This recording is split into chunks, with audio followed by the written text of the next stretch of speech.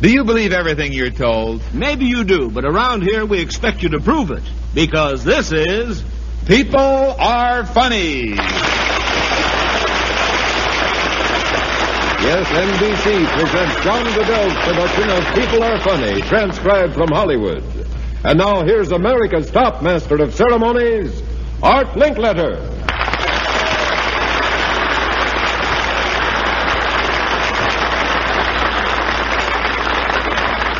We're going to try to prove tonight that people are funny about beliefs. They hear something said over and over again, and they don't ever think again about it. They just accept it as face value. For instance, say, oh, there's an old saying that two heads are better than one. Well, that may be true, but who wants to spend the rest of his days in a bottle in Harvard? That's where you'd be if you had two heads. But on the other hand, on this program in the past, we have tried to prove this with such old statements as sleeping like a log. We put a man out in the forest, and we found out that sleeping like a log is not very comfortable. We found that a barrel of monkeys is not so much fun as you might think it is. And tonight we got two college students here on a special trip, and we're going to try to prove the old thing all over again from a different angle. Come on out, boys. Two young fellows from Oklahoma. And the first young fellow is Mr. Joe Smelser. Which college is it now, Joe? The University of Oklahoma. And your year up there is... I'm a junior. What are you studying to be, Joe? I'm an English major. Going to be a teacher when you get out? No. What are you going to do? Well, I hope to go into television. And be a... writer, such as that. Do they have a television course at the university? Yes, I have pretty good facilities there. Mm-hmm. You're down here in Hollywood on a holiday? That's right. And you are? Jack Close. What grade you in, Jack? I'm a junior. Likewise. You two are buddies. Yes. What are you studying? Pre-med. Wow. You have another, 4 or 5 years? About another 7. 7? Yes. Internship? And yes. What are you going to specialize? I don't plan to at present, no. You may get out of college and go into television with him and create a sequel to Medic. You write and you operate, Well, now, fellas, in college, students are taught, especially in medicine, never to take anything for granted. Am I right? That's correct. The aim of most education is to encourage curiosity, to find out if things which are stated are true or are not true. If somebody tells you 1 and 1 makes 2, you should want to prove it, Yes. All right. I wonder how you'll be on this one. I want you to take one of these. That's a peach, and that's a grape. Don't squeeze it, please. It's the only one we have. Now, there's a heavy peach and a light grape. Which would land first if you dropped these from a high place? The large, heavy peach or the light grape? Well, I guess the large one, but the question kind of makes me suspicious. I don't know. You think the large one because it's heavy? Yes. What do you think? They'd both hit at the same time. They would both hit at the same time? Yes. Even though one object was heavy and the other was light? I think so. What makes you think so? Have you ever tried this? No, Galileo did. Pretty smart. Galileo did. That is correct. Galileo dropped 2 different size balls from the Leaning Tower of Pisa, and he definitely proved this theory that both objects would hit at the same time. But I am skeptical. I went to college too, and I learned to ask questions. So we're going to send you fellows out of the studio tonight, up the street to a high building, and there you will drop these out on Hollywood Boulevard. And we will see which one lands first. Are you willing to do it? Yes. In the interest of science? Yes. Okay. All right, fellas, off you go. Wait a minute. Come back here. You're here for how long from Oklahoma? A week's holiday? Weeks. Week's holiday. That's why we select you to be on the show. I'm trying to think of a better way to make this stunt more interesting. You're here for a week. A week, I got the idea. Why should we take any substitute? Galileo went to the Leaning Tower of Pisa in Italy. We're going to send you to Rome and on up to Pisa, and you go up the Leaning Tower of Pisa and drop the grape, and you'll have to get fresh ones. What do you think of that? Fine. Tremendous. Will you go? Yes. You go? We'll go. All right. Now, this is the way it'll go. You'll take off for New York City tonight on a big United DC-7 mainliner. Then you'll catch a fast KLM Royal Dutch airliner, and the KLM is always the finest overseas flight in hospitality, and oh, how you'll eat. Oh, boy, it's just great. Now, you'll fly, you'll be at Rome tomorrow. Then you'll get a car, and we'll drive you up to Pisa. You'll go up to the tower, drop the grape, drop the peach, report on it, and come back. Tremendous. Huh? Will you go? Yes. Irv, do you have some cameras back there? Give them each a Bell & Howell camera. We want you to record with your Bell & Howells this trip. One can photograph the other, and vice versa. And when you're both up there dropping at the same time, you can bribe the guards or do something you want, anything you want. You all set? We have expense money for you. We have your airplane tickets. You'll be back on the next show to tell us whether or not what Galileo found out hundreds of years ago is still true. Set, fellas? On your way. Right out there, the airplane's way. Say goodbye to the audience. Oh, boy. What a vacation trip they have. 2 University of Oklahoma boys flying to Europe. They'll loaf around over there for an hour or 2 and then fly back.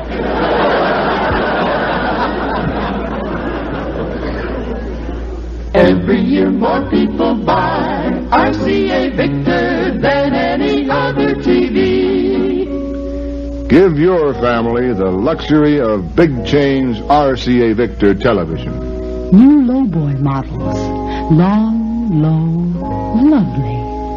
New full-door consoles. The ultimate in fine furniture. Every year more people buy RCA Victor than any other TV. Get RCA Victor television at the lowest prices in history. You can own a big change RCA Victor for as little as $149.95. Make this your year for new RCA Victor television. Every year more people buy RCA Victor than any other TV. I know that everybody in the country has heard the old gag about employees deliberately losing to their bosses in golf or bridge or something because they don't want to get the boss mad. Well, we thought on People Are Funny tonight we'd take a different tack. That we would pick a lady out of the audience and see whether or not she would deliberately lose a quiz contest to a stranger. Now, not just any stranger, but a stranger who'd had a chance to talk to her.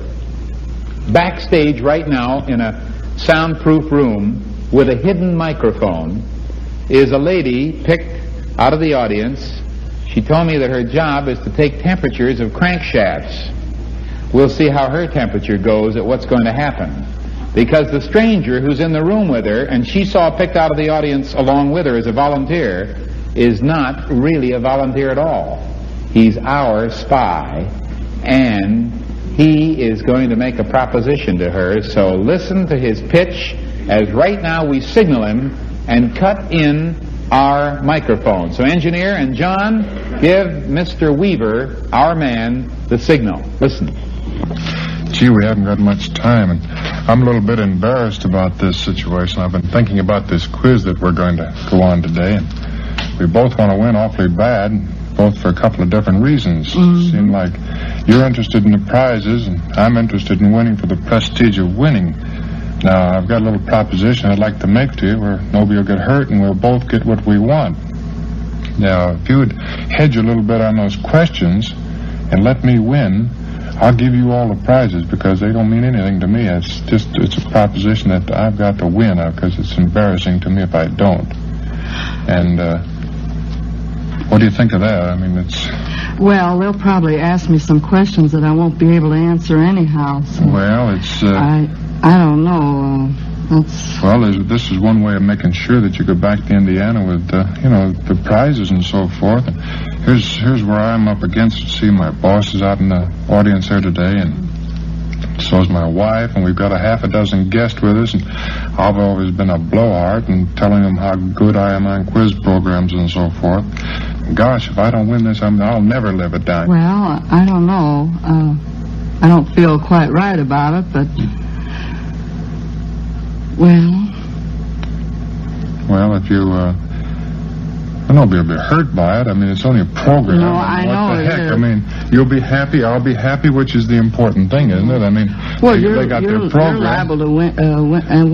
Well, if I win, then you won't get a prize. I mean, I don't need the prize that they give away in these programs. I just come up here for the fact that I wanted to be on a quiz program myself, and not actually to be too winning. Well, if you want to win that bad, why, I guess it'll be all right. Well, now it's settled. Okay. I mean... How you folks getting along? Oh, we're getting along all right, thanks. Well, I'll be back in a couple minutes, and you'll go on the stage. Okay. Don't get nervous now. You're already nervous.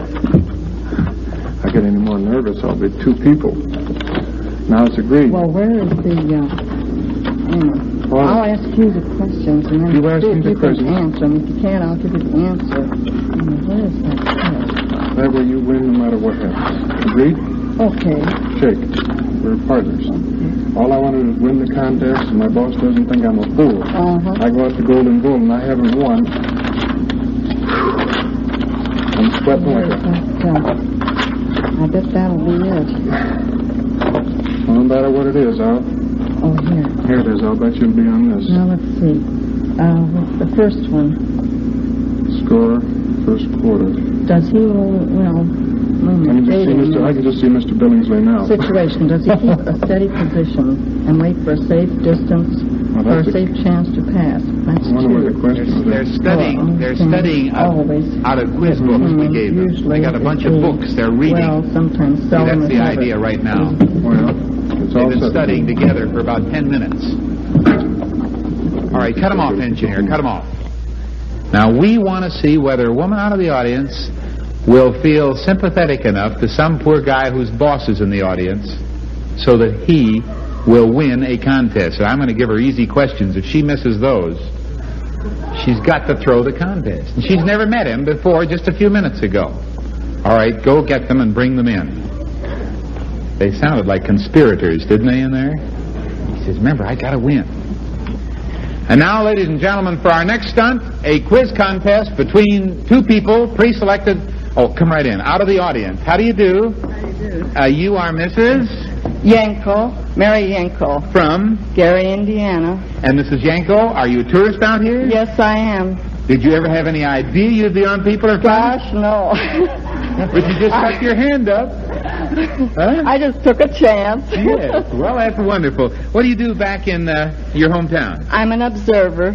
I take temperatures of rails and crankshafts, automobile crankshafts. Well, what do you do? Have a thermometer you stick in the engine? Huh? No, I have an instrument that I take the temperatures of the rails and steel with. Well, now, I've never known about this before. What should a good, normal, average, healthy crankshaft have in the way of a temperature? Well, anything up to 1100, between 700 and 1100.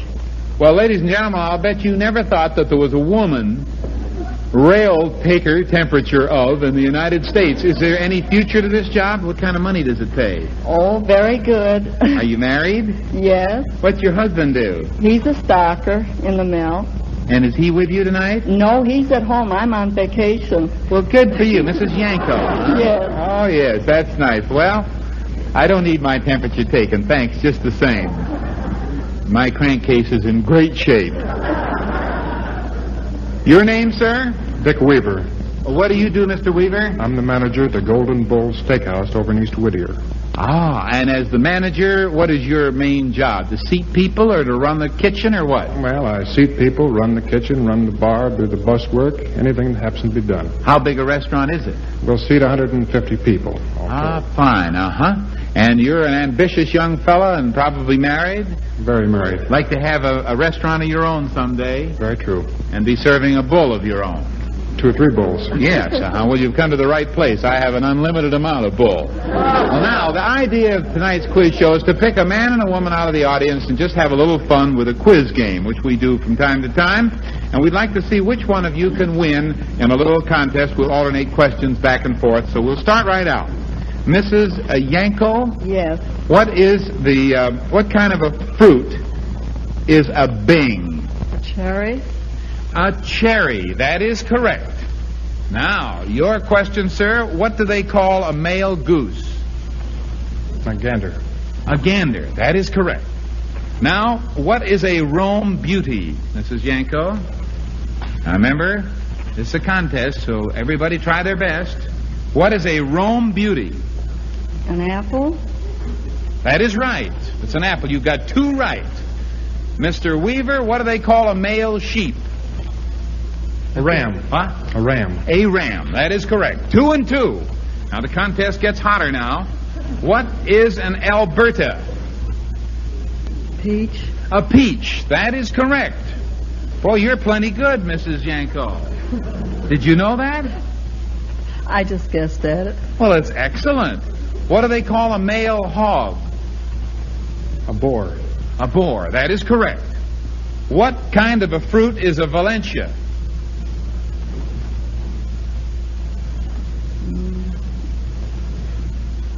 Mrs. Yanko, what is a Valencia? A grape? You've never heard of a Valencia? No. It's an orange. It's an orange. You are wrong. Yeah. Huh? Stupid. Yes. What do they call a male elephant? A bull. A bull. And finally, Mrs. Yanko, what kind of a fruit is a green gauge? Plum? That is correct. And you have 1 wrong, you have none wrong so far. What do they call a female deer? A doe. That is correct. That is the end of the contest, and I would like to ask you something right now. Did you do your best? I tried to. And you did your best? My best. Uh-huh. Mrs. Yanko, what were you and Mr. Weaver talking about in there before you came out here? Well, we were wondering what kind of questions you were going to ask us. Mm-hmm. Did Mr. Weaver make any kind of a proposition to you? Oh, yes. You're wondering how I would know? Huh? You must have had a mic in there. Not only did we have a microphone in there, but Mr. Weaver is not just a contestant, but we put him up to it. And what I would like to know is, what did you say to him, and why did you not try? Why did you tried to win anyhow, didn't you? Yes. Didn't he offer you something? Yes. What did he offer you? The prizes. If you would lose. Mm-hmm.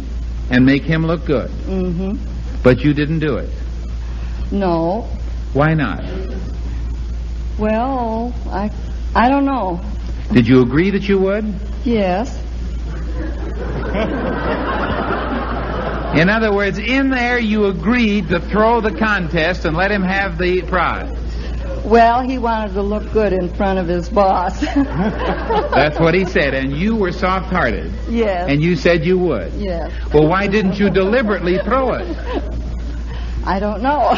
I couldn't. You just couldn't. Is that the answer? Yes. In other words, you could not cheat, even if you had agreed to. Mm-hmm. Well, I think that's a very interesting thing. Here's a woman who almost became a part of a conspiracy, and at the last minute when she got out here, you wouldn't lose, would you? No. The invitation to dinner is still true. What's that? The invitation to dinner still holds. That was his own idea to offer you a free dinner. Well, ladies and gentlemen, we didn't know how this was going to go, but it took an unexpected turn. I thought you would either agree to cheat and lose and stick with it or disagree, but you did the unexpected that none of us could have guessed. You agreed one place, disagreed another. So we have proved tonight that women are still the most changeable creatures ever born.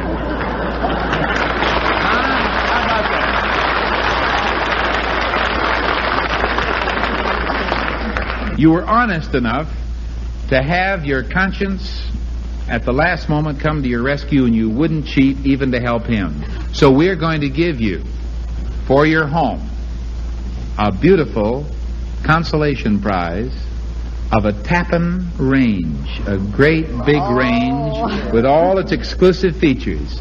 Mr. Weaver, you're a good talker. Thank you, Art. And I want to give you my best wishes. Goodbye. Thank you very much.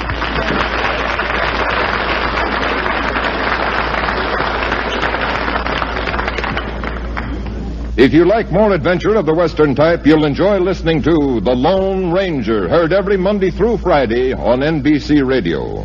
From out of the action-packed West rides the masked man who is a friend to those who need help and feared by the outlaws and desperados. Astride his white horse Silver and accompanied by his faithful friend Tonto, the Lone Ranger is always on hand to uphold justice in the lawless West. You'll enjoy every thrilling episode of The Lone Ranger, heard each weekday on NBC Radio. Ladies and gentlemen, again, People Are Funny plays the $10,000 word game.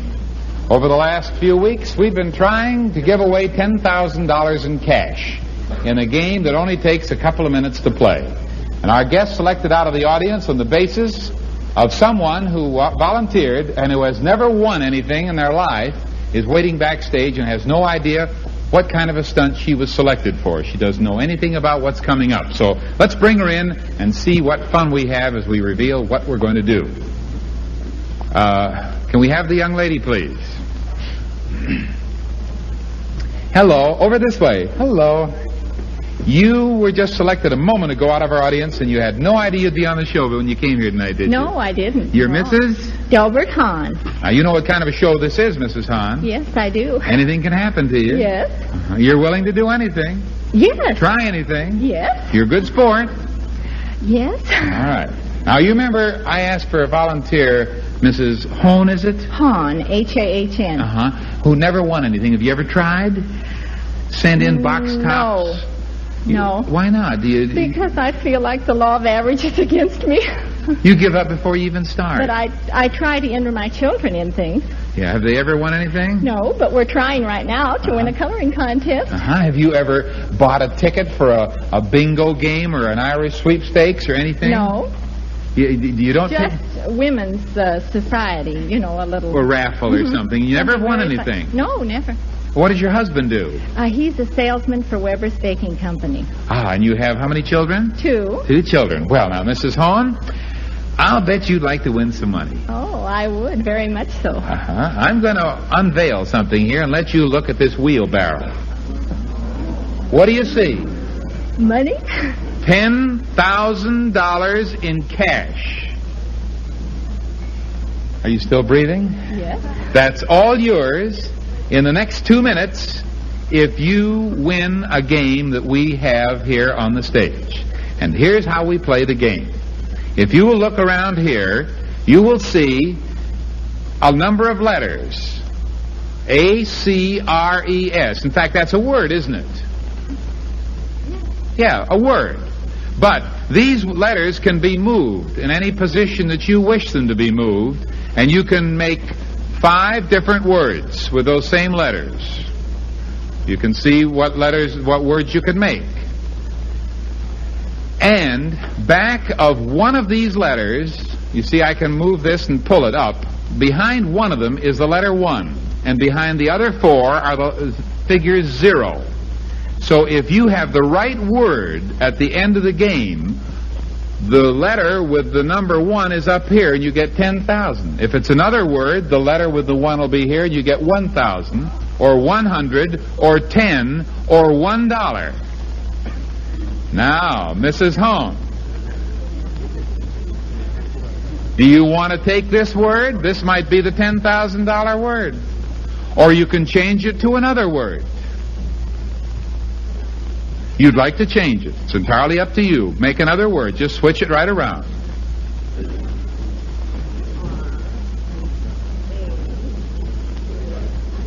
Races. Now, do you have any hunch about it? Why did you change it and not take our word? Huh? Well, I don't know. You didn't say that the other... Well, I mean, I just thought I'd take a chance. All right. I just wondered because, people don't trust us. And they think... You didn't imply that. Oh, you didn't? No. You didn't think that we'd be sneaky enough to give you the $10 word and hope you'd take it and save ourselves $9,990. I wasn't thinking that at all. Are you sure? I wasn't thinking at all. But you, in other words, changed it around so you would take our $10,000. No. You don't want our $10,000. Yes, I'll take that, but is it? Well, I'll see. You stand over here now where I was standing, right here, and turn around, and we'll see what happens.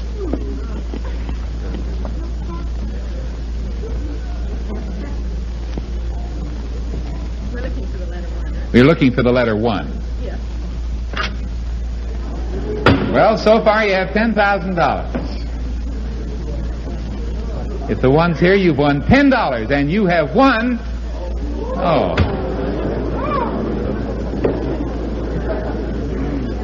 All right, let's try this one. $10,000 if the 1 is back of this R.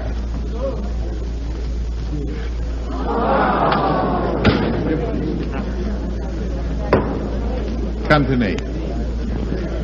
You have $1,000 or $100 left. The choice, haven't you? In other words, Yes. This is 1,000 or 100. Now, Mrs. Hone, if you want to, I'll just call off the game now and give you $500 in cash. You can take that home and spend it. What did the others do that took a chance? Or we can go on and play the game the way it was meant to be played. I think I'll try this. Is it 1,000 or 1? It's $1,000 or $100. Now, you see you've already taken one chance. Or do... Want to take another one? Yes. No, I think that I'll take the chance, please. You will take the chance.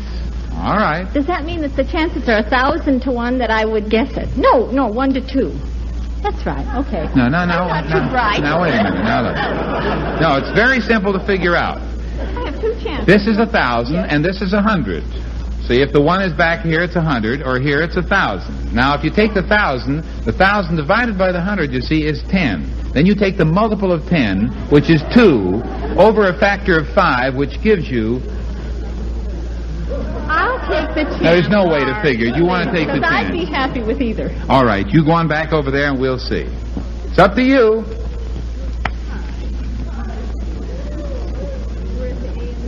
We'll take the A and the C. It's $1,000 if the 1's back here, or it's 100 if it's there.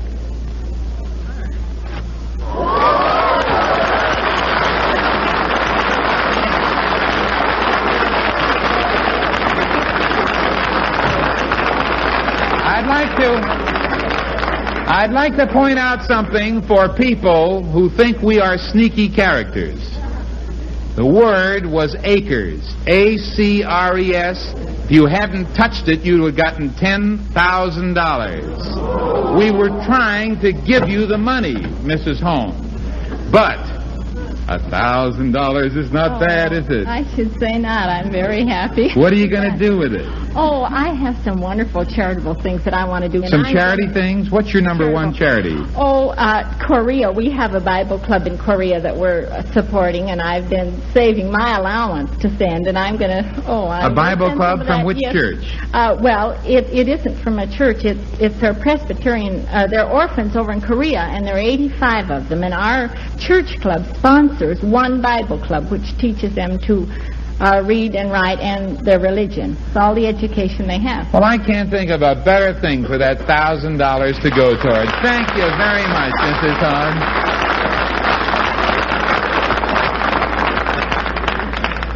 Well, let's call it a day for another week.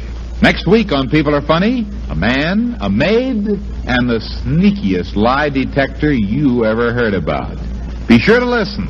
Good night, everybody. This program was transcribed from Hollywood.